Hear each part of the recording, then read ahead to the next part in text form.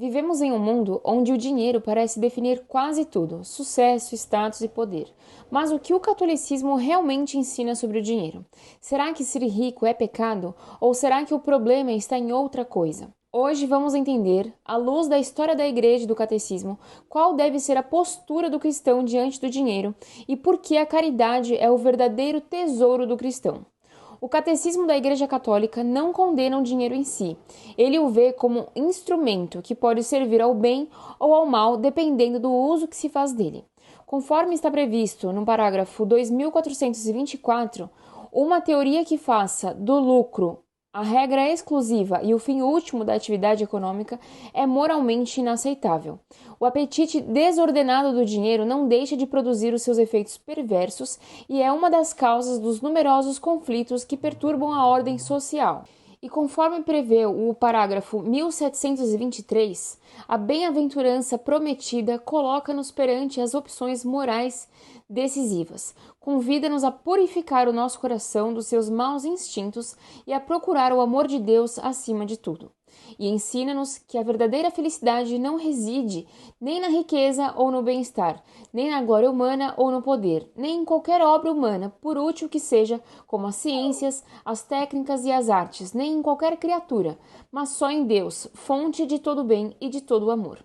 A riqueza é a grande divindade deste tempo. É a ela que a multidão, toda a massa dos homens, presta instintiva homenagem. Mede-se a felicidade pela fortuna, como pela fortuna se mede a honorabilidade. Tudo provém desta convicção. Com a riqueza, tudo se pode. A riqueza é, pois, um dos ídolos atuais. Outro é a notoriedade. A notoriedade, o fato de ser conhecido e de dar brado no mundo, a que poderia chamar-se de fama de imprensa, acabou por ser considerada como um bem em si mesma, um bem soberano, objetivo, até de verdadeira veneração. Na Idade Média, os monges e teólogos refletiram muito sobre o papel do dinheiro. São Tomás de Aquino ensinava que o dinheiro é algo útil, mas só tem valor se for usado para o bem comum. Ele dizia: o dinheiro foi feito para facilitar as trocas, não para ser acumulado por si mesmo. A Igreja sempre defendeu o princípio da justiça social, condenando a usura, ou seja, o lucro injusto obtido à custa do sofrimento do outro, e orientando o fiel a usar seus bens para o bem comum. Os papas também falaram fortemente sobre o uso cristão do dinheiro. Leão XIII, na encíclica Rerum Novarum, de 1891, afirmou que os bens materiais não devem ser usados apenas para o benefício próprio, mas para a glória de Deus e o bem dos outros. As riquezas não são um mal em si, mas o abuso delas é um grande mal. São João Paulo II, em centésimos anos de 1991, reforçou que a economia deve estar a serviço do homem e não o homem a serviço da economia. O desenvolvimento não pode reduzir-se apenas à dimensão econômica. Papa Francisco, em Evangelii Gaudium, no parágrafo 55, adverte: a economia da exclusão mata. O dinheiro deve servir, não governar. Em todas essas falas, o ponto é o mesmo. O cristão é chamado a ser mordomo dos bens de Deus, não escravo do dinheiro. Alguns santos foram exemplos radicais de desapego. São Francisco de Assis renunciou à riqueza da própria família e viveu na pobreza voluntária, chamando o dinheiro de poeira que cega os olhos da alma. Ele dizia: quanto mais possuímos, mais tememos perder. A verdadeira liberdade está em nada possuir. Mas nem todos os santos eram pobres. Muitos, como Santa Isabel da Hungria e São Luís IX, eram nobres e ricos e usaram seus bens a serviço dos pobres. A lição deles é que o cristão não precisa necessariamente abandonar os bens, mas usá-los com sabedoria e caridade. A verdadeira medida da nossa relação com o dinheiro é a caridade. No parágrafo 2447 do Catecismo diz: as obras de misericórdia são as ações caridosas pelas quais vamos em ajuda do nosso próximo nas suas necessidades corporais e espirituais. Instruir, aconselhar, consolar, confortar são obras de misericórdia espiritual, como perdoar e suportar com paciência. As obras de misericórdia corporais consistem, nomeadamente, em dar de comer a quem tem fome. albergar quem não tem teto, vestir os nus, visitar os doentes e os presos, sepultar os mortos.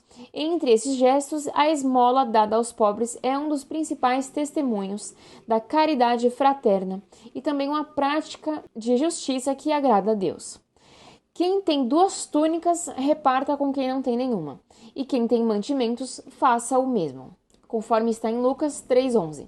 Dai antes de esmola do que possuis, e tudo para vós ficará limpo. Também está em Lucas 11,41. Se um irmão ou uma irmã estiverem nus e precisarem do alimento cotidiano, e um de vós lhe disser, ide em paz, tratai de vos aquecer e de matar a fome. Mas não lhes der o que é necessário para o corpo, do que lhes aproveitará? Tiago 2, 15 e 16 também. Quando o cristão doa, ajuda, partilha, ele não perde nada, ele multiplica o amor de Deus no mundo. Santa Teresa de Calcutá dizia: não é o quanto damos, mas o quanto de amor colocamos em cada ato de dar. Por isso, o dinheiro em si não é o mal. O problema está em fazer dele o nosso Senhor. A verdadeira liberdade cristã está em usar o dinheiro sem ser usado por ele. Talvez a pergunta que devemos fazer não seja quanto dinheiro eu tenho, mas sim o que estou fazendo com aquilo que Deus me confiou. Em complementação a isso, em muitas sociedades modernas, o Estado tenta, de certa forma, fazer caridade. Programas sociais, auxílios financeiros, distribuição de renda. Mas é importante entender que isso, por mais necessário que seja em alguns momentos, não é caridade no sentido cristão. Conforme o parágrafo 1883 do Catecismo, a socialização também oferece perigos. Uma intervenção exagerada do Estado pode constituir uma ameaça à liberdade e às iniciativas pessoais. A doutrina da Igreja elaborou o princípio dito da subsidiariedade. Segundo ele, uma sociedade de ordem superior não deve interferir na vida interna de uma sociedade de ordem inferior, privando-as das suas competências, mas deve antes apoiá-la, em caso de necessidade, e ajudá-la a coordenar a sua ação com a dos demais componentes sociais, com vista ao bem comum. O Estado pode e deve promover a justiça social, garantindo que ninguém viva na absoluta miséria. Mas a caridade cristã é um ato livre de amor, não uma transferência obrigatória. A caridade nasce do coração, não da lei. O Papa Bento XVI abordou esse tema em Caritas in Veritate, parágrafo 6º. O Estado pode distribuir bens materiais, mas não pode dar o amor que cada pessoa precisa. A caridade é sempre um ato pessoal.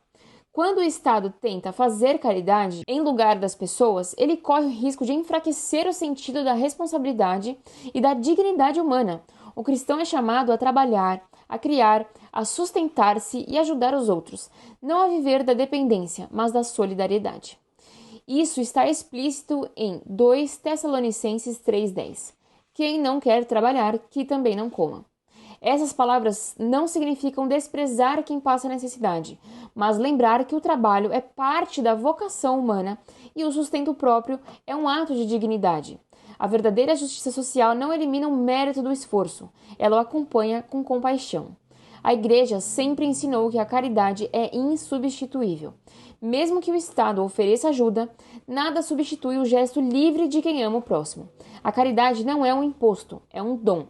E o dinheiro, quando bem usado, pode se transformar em instrumento de amor e não de dependência. São João Paulo II dizia: não basta dar pão, é preciso dar também sentido à vida. Por isso, o cristão deve ver o dinheiro, o trabalho e até as ações do Estado como meios de servir, mas sem jamais abdicar da própria generosidade e da responsabilidade pessoal. O cristianismo vê o trabalho não apenas como meio de sustento, mas como participação na criação de Deus. Quando o homem perde isso, seja por idolatria ao dinheiro, seja por fuga da responsabilidade, há uma inversão espiritual. O materialismo assume o lugar da fé e a dignidade humana se enfraquece. O excesso de dependência do Estado, quando se transforma em estilo de vida, pode se tornar uma fuga silenciosa do propósito de Deus para cada um de nós. Deus nos criou à sua imagem e semelhança, para cooperar com a sua obra, não para viver apenas de resultados prontos ou benefícios alheios. Em Gênesis 2,15 está escrito: o Senhor Deus tomou o homem e o colocou no jardim do Éden para cultivar e guardar. Desde o princípio, o trabalho foi um dom divino, não um castigo. Quando o homem trabalha, ele participa da criação, desenvolve talentos, sustenta sua família e serve a sociedade. Mas quando ele entrega completamente essa responsabilidade a um sistema estatal, ele se afasta daquilo que o torna a imagem e semelhança de Deus.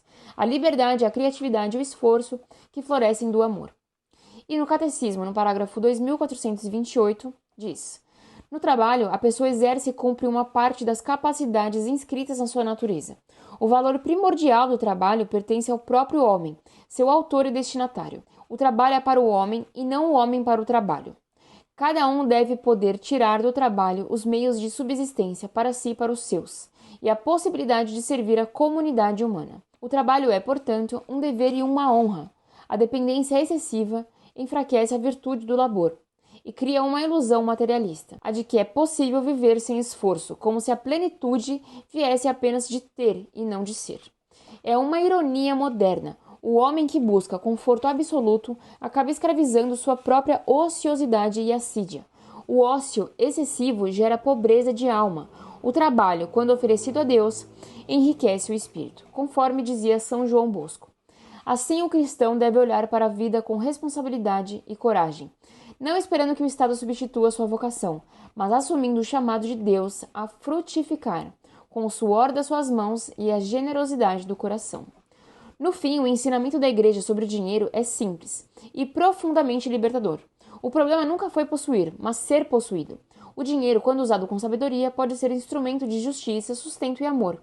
Mas quando se torna um fim em si mesmo, ele aprisiona o coração e apaga o sentido da vida. O cristão é chamado a usar o que tem com responsabilidade, lembrando que tudo o que possuímos é dom de Deus, e todo dom traz consigo uma missão: fazer o bem.